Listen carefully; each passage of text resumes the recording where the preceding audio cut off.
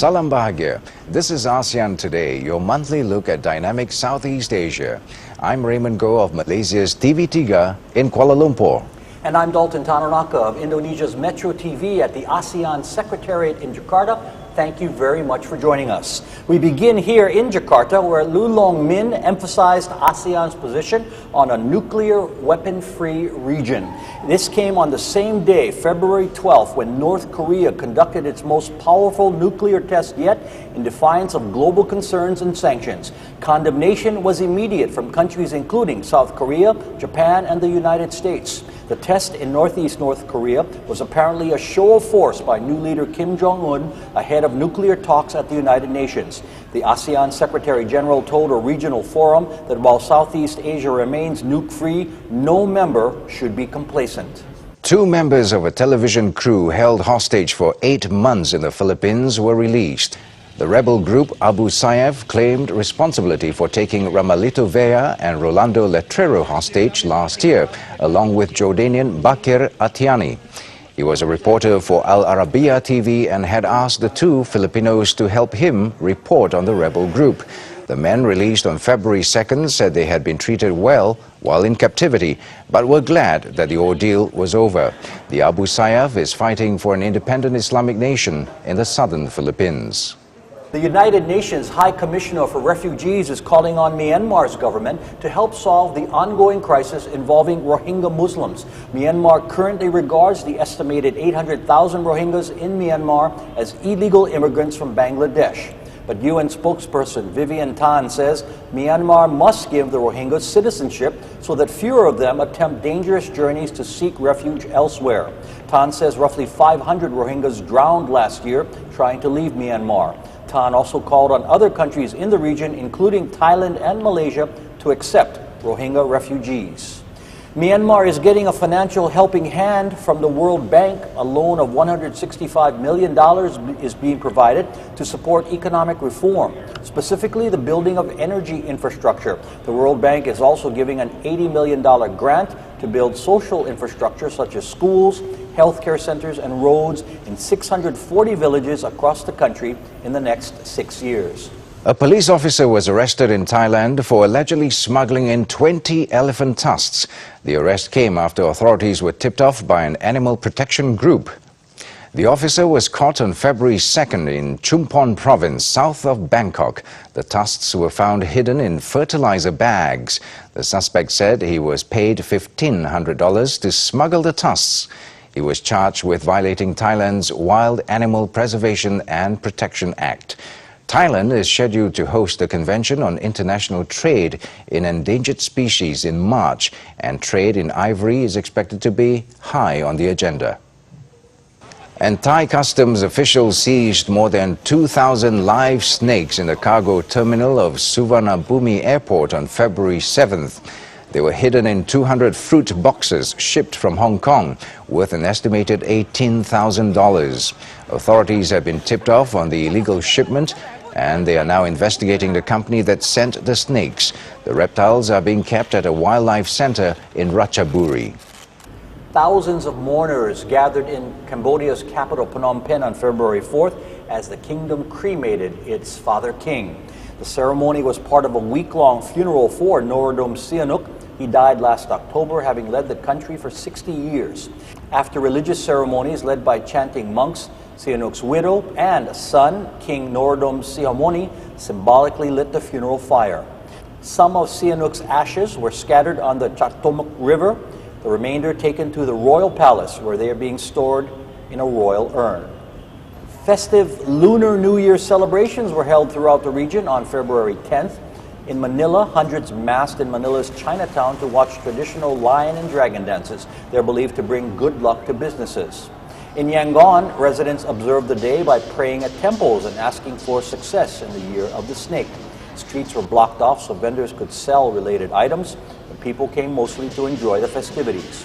And in central Thailand, thousands gathered in Suphonburi's Dragon Park to celebrate, but fireworks were not part of this celebration following a fatal accident last year.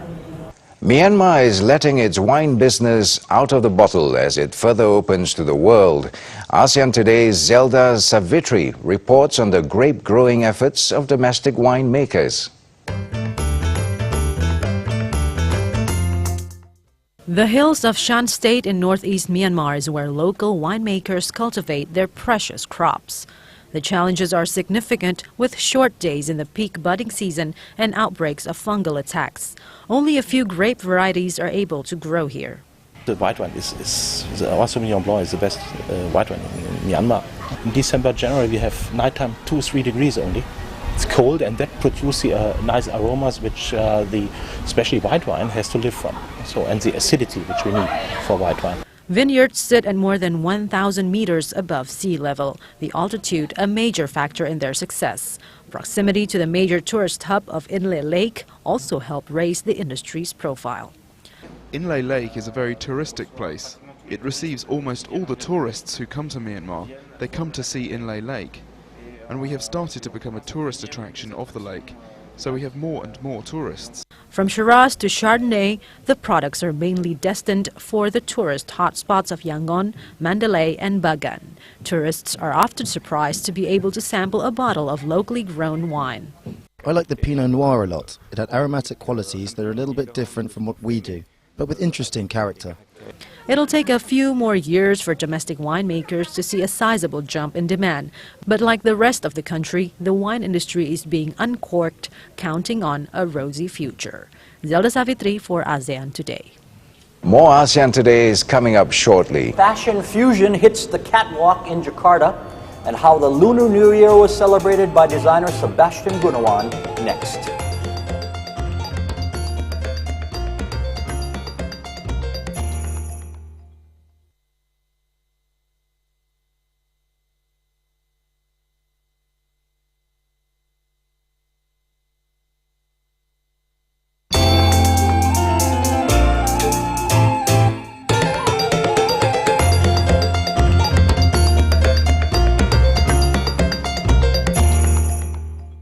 You are watching ASEAN Today. And this month we come to you from Kuala Lumpur and Jakarta. One Indonesian has celebrated the Lunar New Year in his own creative way. Fashion designer Sebastian Gunawan took the Chinese Cheongsam to different places in a collection called the Silk Route. This show is the latest to showcase the talents of one of the region's most colorful designers. He talks with ASEAN Today's Marissa Anita.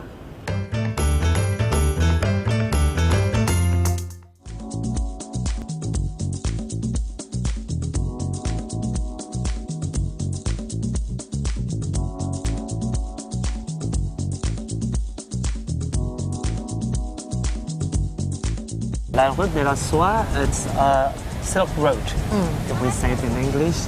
It's a story about how silk thread go all over the world. So it's just because of the silk thread, the world become colorful. What kind of colors are we expecting this time? The color is quite colorful. We have red, of course. We have gold and green, like a jade. Blue as a mink, like a blue mink ceramic, typical of the Chinese ceramic things. And of course, we have some embellishment, like beaded crystals and embroidery. So what is the Seba trademark? Okay, Seba trademark actually, I think it's much more fair from other people to judge it. But from when I start designing, I usually see women as the beauty. I see women is for their femininity. I see for their calmness. So I'm not trying to make women become androgen or become masculine. So I love to keep women for their own beauty. So you've been in the fashion industry for 20 years. Right. You have 5 brands under your Right. name. So what, do you still have things that you would like to achieve? Of course. I think everybody, they wouldn't stop with their dream. My dream is I would like to be settled in, of course, in the world fashion country like, I don't know, like Europe. Yeah. But you have, I mean, your collection. I know, but I would like to be really like having my own boutique there one day. I don't know. Right. It's still a dream. Right. But I try to work on it. What do you have to do to actually, break into the market? The European market, yes, American I think we have to be ready. We have to be honest to ourselves. We have to be learning and of course, learn and never stop and seeing what the international standard is. Because we're talking about fashion in the world wild, of course they have the standard. So we have to go into that standard first. But you are one of the greatest Indonesian designers. Yeah, but many others. So what do you think do you still have to do to just, you know what, I am going to break that market one day? Yep, I'm still work on it. Still work on it and I'm still learning on it. Day by day, we try to get to be better. Yeah, and let's see. Okay. And lastly, what is your hope for the Indonesian fashion world? Well, I hope, of course, Indonesian fashion can be the host for their own fashion. Because as we know, now a lot of international labels is coming in to our country. But I don't want fashion Indonesian designers to be the second. At least they have to be equal. Gunawan is 45 years old and specializes in sophisticated gowns. He was trained in LA and Milan. More ASEAN Today is coming up shortly. We will head to Cambodia on a gibbon spotting adventure. But before that, we visit with supermodel Nadia Hutagalung and how she's inspiring young people on and off the catwalk.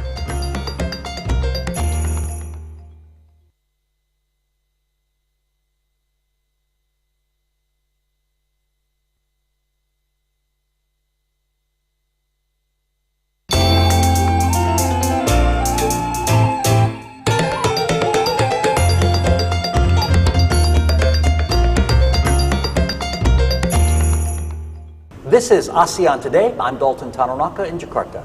And I'm Raymond Goh in Kuala Lumpur. An Australian-born supermodel now based in Singapore is inspiring young women through her non-profit work. ASEAN Today's Valdia Baraputri profiles Nadia Hutagalung.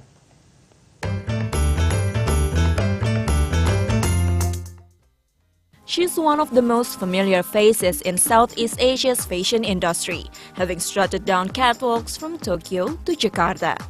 The 38-year-old supermodel was born in Australia to an Indonesian father. She has been in the business since she was 11 years old, after being told she had the look. So when they said I'll be a model, I said nggak mungkin gitu kan. And then one holiday aku bilang, ya why not?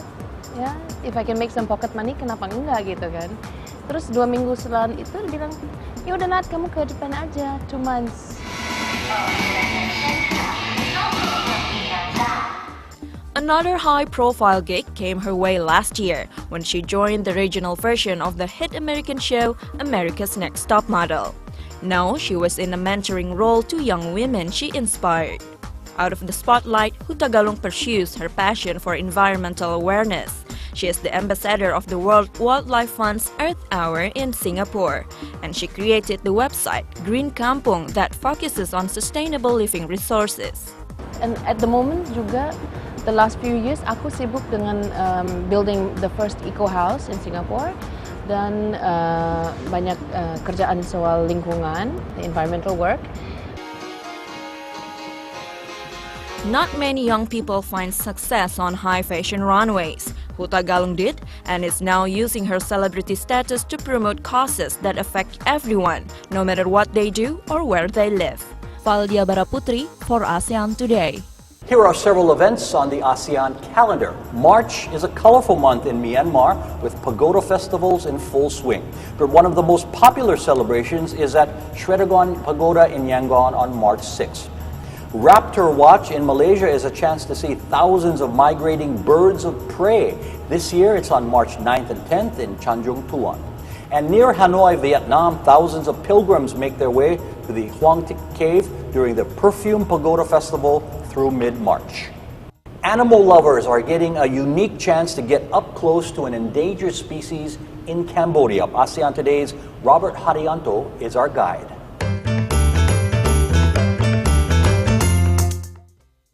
This is a newly discovered species of gibbon in its only known sanctuary. The northern yellow cheek-crested gibbon is alive and well here in Ratankiri province, deep in northern Cambodia. Gibbon Spotting Cambodia is a non-profit organization established to help animal lovers view these endangered creatures in the wild. ចំកើតជាសហគមន៍អេកូទេសចរគឺក្រោមការជំនួយរបស់អង្គការ CI ទាំងបច្ចេកទេសនិងថវិកាហើយសហគមន៍ជាអ្នករៀបចំនិងផ្ដល់សេវាកម្មទេសចរដូច្នេះពួកគាត់បានទទួលផលតាមរយៈវិស័យទេសចរដូច្នេះហើយពួកគាត់គិតថាធនធានធម្មជាតិគឺមានសារៈសំខាន់សម្រាប់ទេសចរដើម្បីផលប្រយោជន៍យូរអង្វែងសម្រាប់ពួកគាត់ A $200 all-inclusive package is offered by the group. The 2-day adventure begins with a 45-minute boat ride up the Asean River. That's followed by a 2-hour bike ride along mud tracks and jungle trails to arrive at the Veon San Siampang Conservation Area. From base camp here, visitors can explore the immediate surrounding area. There are also B-52 bomb craters left over from the Vietnam War. Now important watering holes for many animals living in this vicinity. To have an open canopy and such a clear view is spectacular, and of course in the morning light, I love it. But the star of this show is this species of gibbons first seen 3 years ago. Gibbons are monogamous, with the females yellow in appearance and the males black. Tourists can get an early morning start to clearing in the canopy, where they can find a family of gibbons feeding in the big trees. Well, it's been hard work getting here. It's not the easiest forest to get through, but the end result is really worth it, isn't it? Because they're just magnificent. It's hoped the success of these gibbon spotting trips will help preserve the animals' long-term future. Conservationists say it's by making local residents feel part of the effort in keeping the species alive. Robert Harianto for ASEAN Today. We like getting your feedback here on ASEAN Today, and joining us with this month's comments, Duradi Sidichanya of the ASEAN Secretariat. Do you always know what's going on? What are people saying? Dalton, the first feedback this month comes from Lestari from Indonesia on Twitter. This program is so wonderful, but I must wait 1 month again. Sorry to keep you waiting, Lestari. Thank you for your anticipation. Another welcome to the new Secretary General, La Luong Min, in a Facebook posting from Can Vu Duc in Vietnam. What can we expect from a bureaucrat of your caliber? Good luck. SG Min thanks you. And a tweet from Amruta in Malaysia. Where can we get a copy of the ASEAN Charter? You can download it free at asean.org under Resources. Let us know what you're thinking. Please email us at aseantoday.tv@gmail.com, post something on our Facebook page, or tweet us at ASEAN Today TV. All right, Dee, thank you very much. You always know what's happening. Raymond. A popular charity event in a Thailand resort town attracts participants in their bedroom best. Visitors and locals in Pattaya joined forces for an annual bed race on a recent weekend.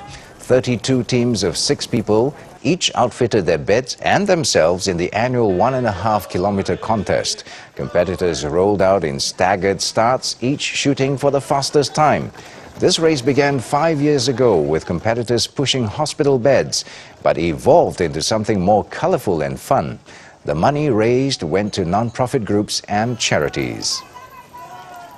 And that's ASEAN Today for this month. Terima kasih. I'm Raymond Goh of Malaysia's TV3 in Kuala Lumpur. Raymond, I'm going to have to come visit you in Kuala Lumpur sometime. I'm Dalton Tanonaka of Indonesia's Metro TV in Jakarta. Thank you very much for watching, and see you again next month.